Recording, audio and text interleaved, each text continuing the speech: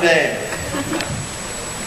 Don? One thing that was particularly proud of that you did for Disney. Well, I could say there's a lot of them, but I would say it was probably building the equipment for Epcot Center, because we were able to, for that show, among other things that we did, is that we brought people from Florida and from Disneyland who maintained the equipment that we built for them to a 4-day seminar, I'd say, at the studio, where they could tell us what's wrong with what we've been doing, because we're just getting ready now to build more equipment than all the rest of it we've done put together. And they brought just tremendous information to us, and we tallied that all up and gave it to the engineers, gave it to all those that participated, and corrected so many things that weren't necessarily, they weren't mistakes, they were just things that would happen at the time we designed something and build it, and they find out it's kind of heavy for maintenance. Maybe we could simplify it, and on so many different projects we were able to do that. The goal, of course, was to save maintenance dollars, and I just feel that it really did, and it involved the people who were going to use it. And in fact, it was so successful that toward the end of the time, I mentioned to Orlando Ferrante, who had okayed us doing this, that we thought it might be an advantage if particularly one individual from Florida who had a lot of experience with the maintenance side, if we could have him go over to WED and talk to the show designers, the people who build the interior parts, who place projectors in certain locations, and many times to save money, or at least thinking we're saving money, they build a tall structure with what you'd call a ship's ladder, where you have to go up like this to get to it. Well, this fellow from Florida, Tom Josbriak was his name, he'd come back and say, how am I going to climb way up there and carry my toolbox? And it began to, the set designers, the show designers began to see that there was going to be long-term savings if you could build a stairway. The stairway would cost more money initially to build, but one guy could go up and carry his toolbox. Or if you needed something where you needed a ladder to get to it, you build a stairway so you didn't have to have a second man come out and hold the ladder. So those are just small things, but they become big things. The number of projectors, we built over 125 motion picture projector systems and over 300 all variety of special effects projectors, and all, as far as I'm concerned, they were as state-of-the-art as we could do at that time with the input from the parks. So it's very satisfying, I'd say. Let's just go down the road. X, one thing you're most proud of?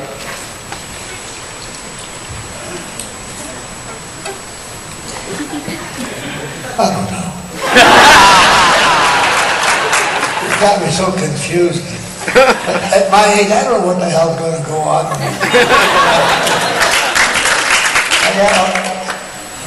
When I retired, John Hanks said, why are you retiring? You don't get tired playing golf.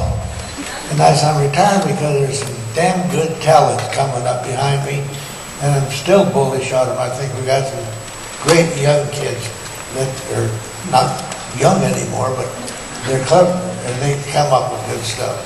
So I felt good about retiring. I pray that the company's going to go to pot. Well, that says a lot. That says a lot that help train the next generation.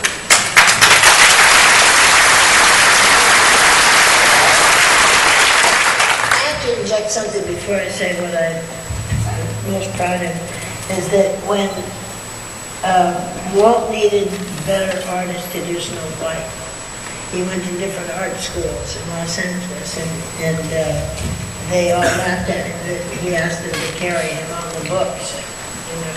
And he finally came to Chenard, and the reason there was such a tie with him and Chenard was that Mrs. Chenard said to him, when he asked if she could carry on the books and train his animators, young animators, she said, Mr. Disney, she said, you are the one creating the art for the United States to be proud of. It said in Europe we have the fine artists, the little masters and that, but we really don't have anything in the United States we could say is United States art. And she said, you are United States art and you're going to carry it and make it something.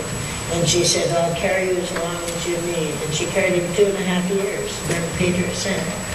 And because of that, that's why we have CalArts today. That's great. Because he was paying back, he said he wanted to pay back to art for not paying him.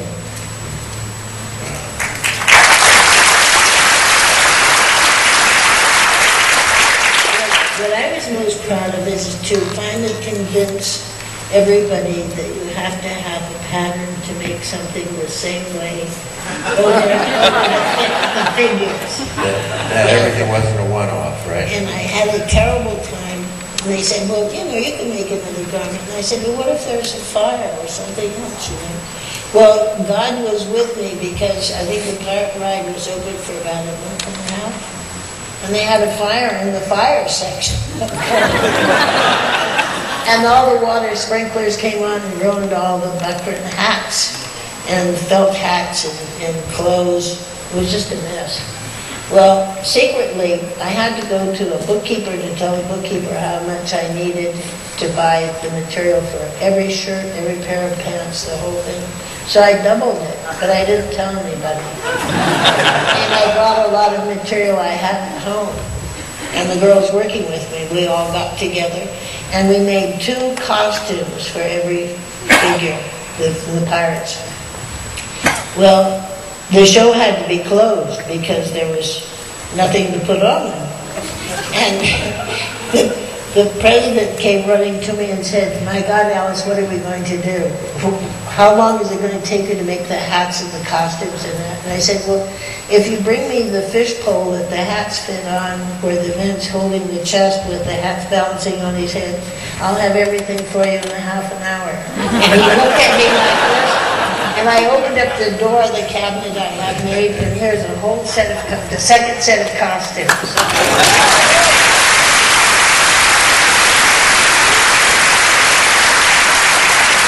The show was down for 2 days, and they now make 3 costumes for everything. Because the figures are getting old, and the hydraulic oil breaks through, and it's a red dye in there that you cannot get out of anything. I mean, it's just a loss. So we're now lining them with different materials that will keep the oil from going through to the garment. But that's what I'm most proud of. Right?